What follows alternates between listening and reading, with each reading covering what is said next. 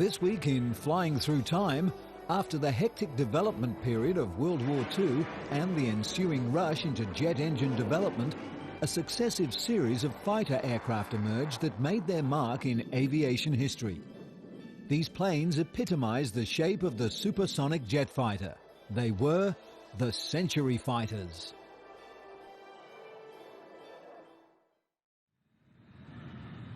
After the close of the Second World War, there was a period of great expansion in jet engine development. The release of German design data spurred on the second generation of jet fighter aircraft. In particular, the concepts in swept wing designs.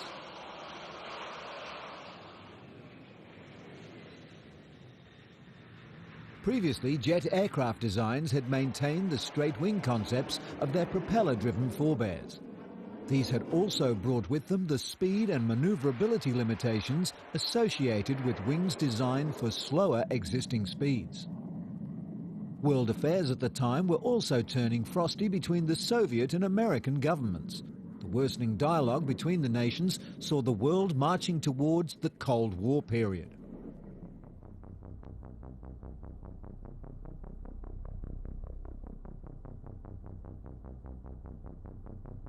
World paranoia was raised another notch in 1949, when the Soviets displayed reverse-engineered B-29 Fortresses as their Tu-4 long-range bombers.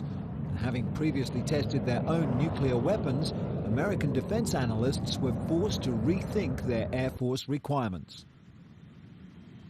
The American fighter inventory at the time had the North American-built F-86 Sabre.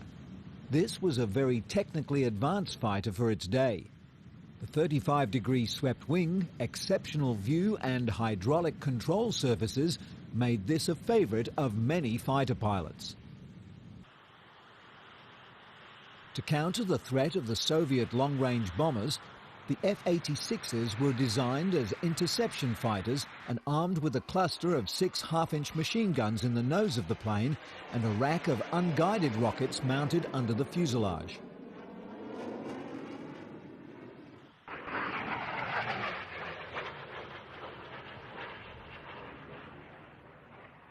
A favorite at air shows was the sonic boom produced by the planes to impress the crowds. These fighters were publicly seen to be the plane of the future and as the cutting edge of American Air Force.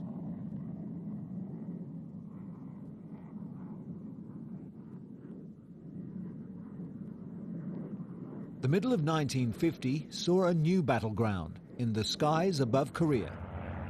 Originally, the Sabres were to be used as bomber escorts for the B-29s, destroying the North Korean infrastructure. On the 1st of November, though, Russian MiG-15 stunned the American pilots with their performance. These aircraft were much further advanced than the American concepts of Russian jet development. The B-29s, even with their defensive armament, were no match for the outstanding MiGs. The Sabres were then sent to defend the bombers, and so began the fighter versus fighter combat that would become the MiG and Sabre discussion that still rages today. One of the primary advantages of the MiG over the Sabre was its 50,000-foot service ceiling, 10,000 feet above that of the F-86s. There was nothing that the Sabre pilots could do unless the MiGs decided to come down and do battle. However, one of the most serious weaknesses of the MiG-15 was its tendency to go into uncontrollable spins, especially in the hands of inexperienced pilots. Many Sabre victories in Korea were scored without the F-86 pilots ever having to fire their guns. They merely forced their MiG opponents into spins from which their pilots could not recover. By the end of the conflict, the facts that had proven most decisive were that, as the US Air Force had no clear air superiority at that time, it was US pilots and crews, who were all highly trained and experienced airmen, that made the difference. Whereas with the exception of some Russian World War II veterans, the MiG pilots were often sent into combat with only limited training and flying experience.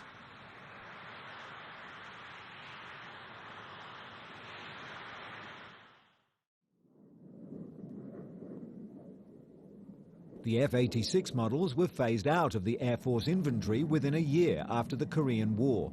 However, 5 new fighters were then in research and development phases. They were popularly called the Century series due to their 100-plus designations. 3 of these aircraft, the F-100, the F-101 and the YF-102, were descended from existing fighter designs. The remaining 2, the F-103 and the F-104, were entirely new concepts.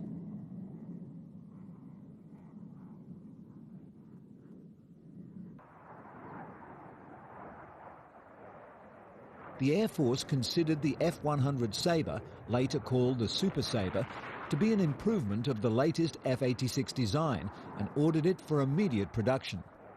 The F-100 was more than an updated F-86, however. The new aircraft incorporated a 45-degree angle swept wing, a larger fuselage, new armament, and a new engine, the J-57 P-7 Pratt & Whitney turbojet, complete with afterburner. North American Aviation completed much of the design on its own. The Air Force ordered production models of the aircraft in 1952, skipping the usual prototype testing phase. The first flight of the YF-100A took place on 25th of May 1953, with no major deficiencies noted.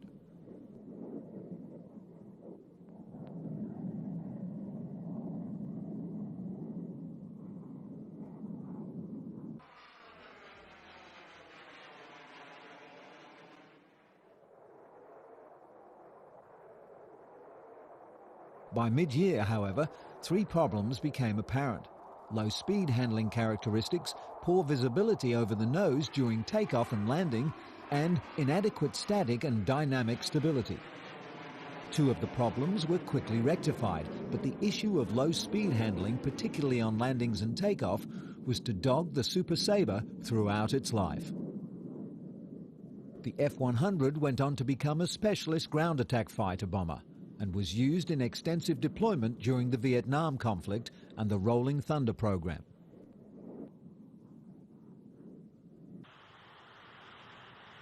The F-101 Voodoo from McDonnell was a swept-wing twin-engine jet fighter.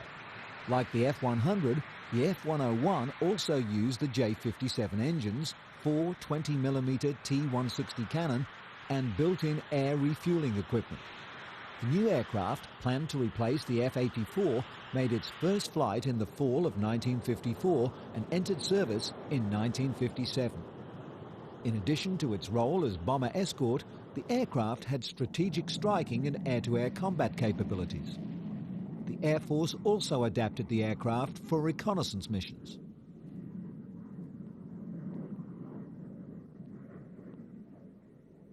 Convair F-102A Delta Dagger single-seat all-weather interceptor was the first Delta-wing combat aircraft in the world to enter operational service. It was also the world's first all-weather interceptor capable of supersonic performance in level flight. It was the first fighter to have an all-missile armament provided as standard from the very start of the initial design stage. The YF-103 was an even more high-performance interceptor being developed by Republic Aviation at the same time as the F-102. However, in 1954, funds were denied for an extended development program, and in 1957, the program was cancelled altogether. Development of the Lockheed F-104 Starfighter, an advanced day fighter scheduled to replace the F-100, began in 1952.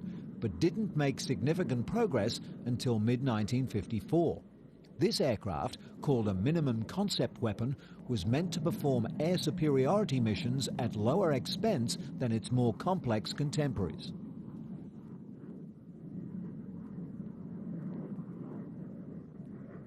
The F-104 had a thin, straight wing attached to a long, slender fuselage and was able to reach a top speed of Mach 1.83. Although the aircraft made its first flight in 1956, it didn't enter operational service until 2 years later. Later designs went to the outstanding F-105 Thunderchief, F-106 Delta Dart, a further development of Convair's Delta Dagger, and then on to the F-107 from North American.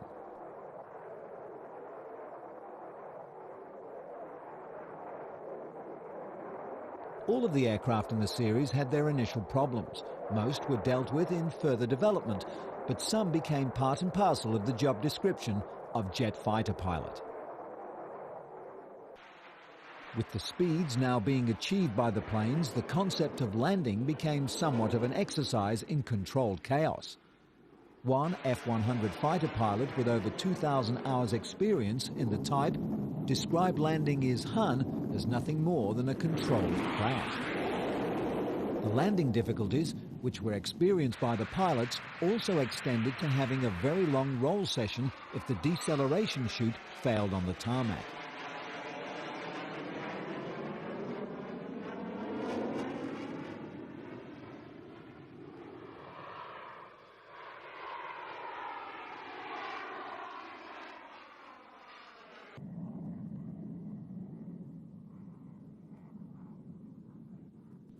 Of the most worrisome, though, was still the lack of low-speed maneuverability characteristics of the plane on landing.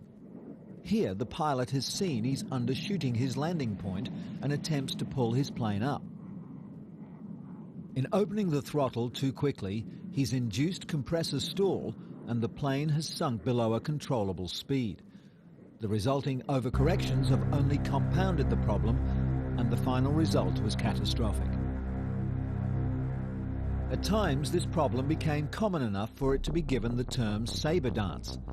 Though this became the bane of many of the Century fighters, it was not in particular a design flaw as such.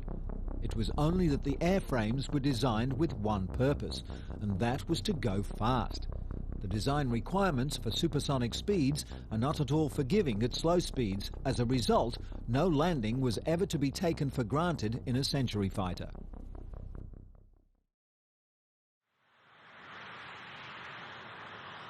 Many of the aircraft were further developed after their initial acceptance. The 104 from Lockheed was initially designed as an interception and air superiority fighter. It was occasionally described as a manned missile and almost supported the fact as the tiny wings were bolted onto the outside skin of the aircraft.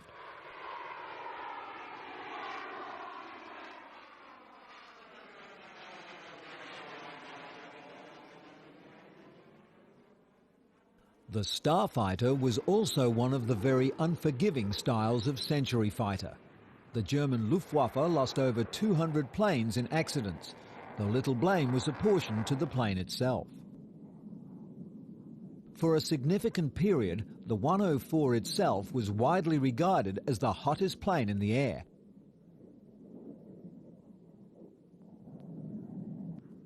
In spite of its initial testing problems with in-flight pitch-up, it went on to set and hold most records in speed, height and climb at one time. Even when the F-4 Phantom II broke the Starfighter's records, the 104 reset them outside the F-4's abilities. Further developments of the airframe were later required to meet customer demands. The in-flight refueling concept, taken for granted today, had to be invented for the Century series.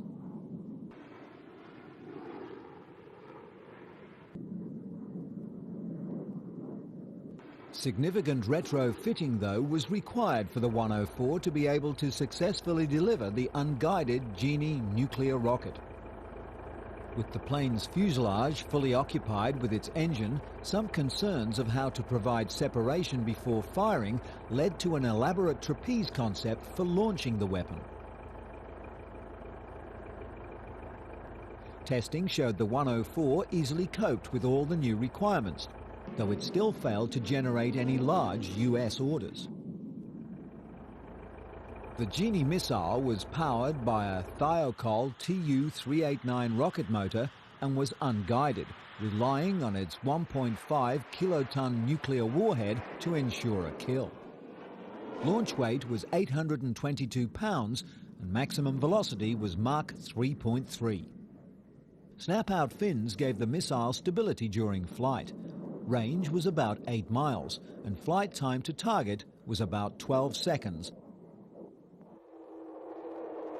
One of the most significant marks of Lockheed's 104 was, though it didn't achieve major domestic sales in the US, its production did run for over 30 years for various NATO air forces and stayed in service even longer.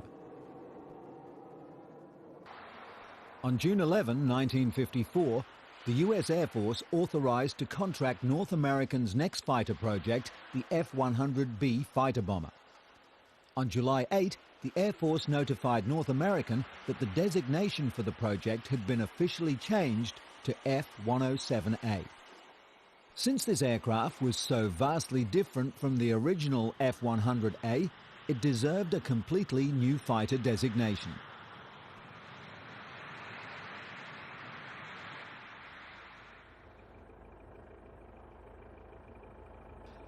In comparison with the original F-100 with a top speed of around Mach 1.25, the F-107 was 50% longer and could achieve closer to Mach 2 as an interceptor.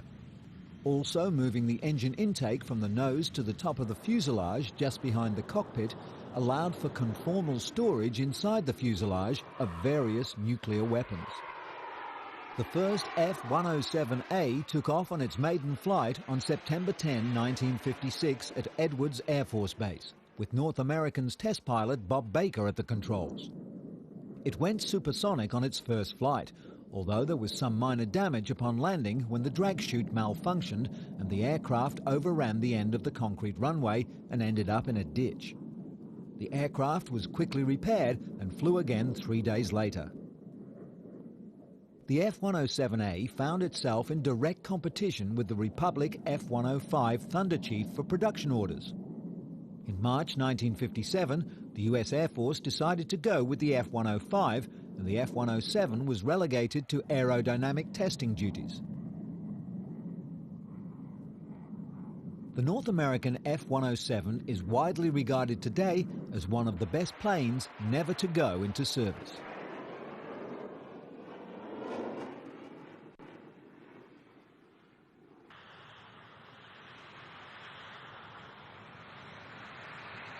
The F-105 Thunderchief was the first supersonic tactical fighter bomber that was developed from scratch for this role. All others before it were adaptations of aircraft that had originally been developed as pure fighters.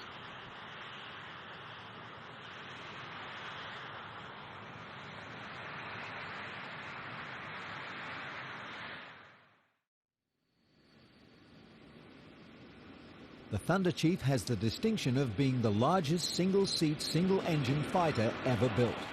Although designed for the nuclear strike role, the Thunderchief gained distinction for the role it played in the Vietnam War in delivering conventional ordnance on targets in the north.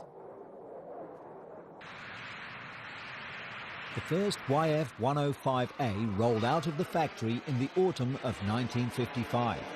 It was shipped to Edwards Air Force Base for initial trials over the Mojave Desert. The first flight of the YF-105A took place on October 22, 1955. It easily exceeded the speed of sound on its first flight, although, as expected, the transonic drag was quite high. It was the largest and heaviest single-seat fighter ever built up to that time.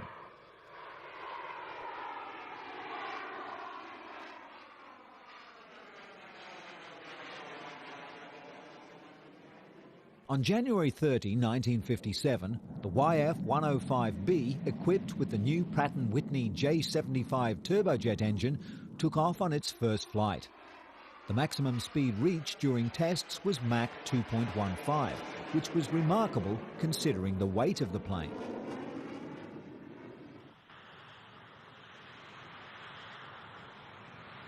Interestingly, the Convair F-106A was to use the same Pratt & Whitney J75 engine as the Thunderchief, though later developments saw it fitted with an even more powerful version of the J75.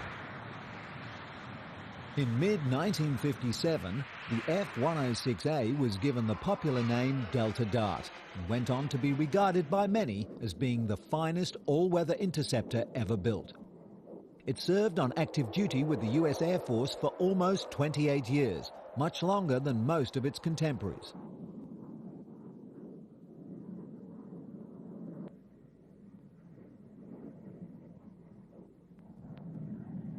Despite the Thunderchief's large size and weight, in May of 1963, the F-105B was selected to replace the F-100C Super Sabres of the Thunderbirds flight demonstration team. The Thunderbirds team flew a few demonstrations with their F-105Bs, but a serious accident occurred in May. The modifications directed as a result of this accident prevented the use of the F-105Bs in any more public airshows. Because of its heavy schedule, the Thunderbirds team was hastily re-equipped with 8 F-100D Super Sabres.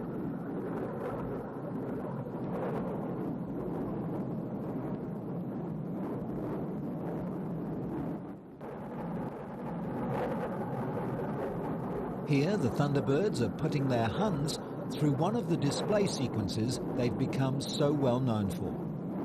The F-100Ds remained with the Thunderbirds until 1969, when the team was re-equipped with F-4E Phantoms. Right on in.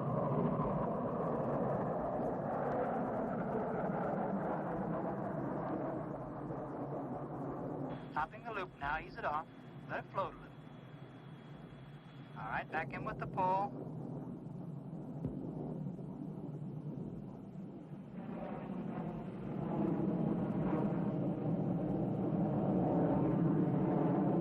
Now let's ease it off and play the deck.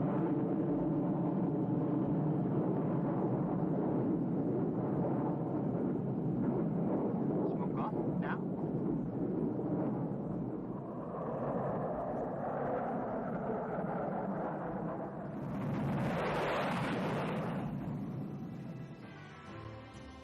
Though many of the Century series of fighter aircraft had their inherent flaws, all of them played extraordinary roles in the development of today's aeronautic technology. They have truly made their marks as the Century Fighters.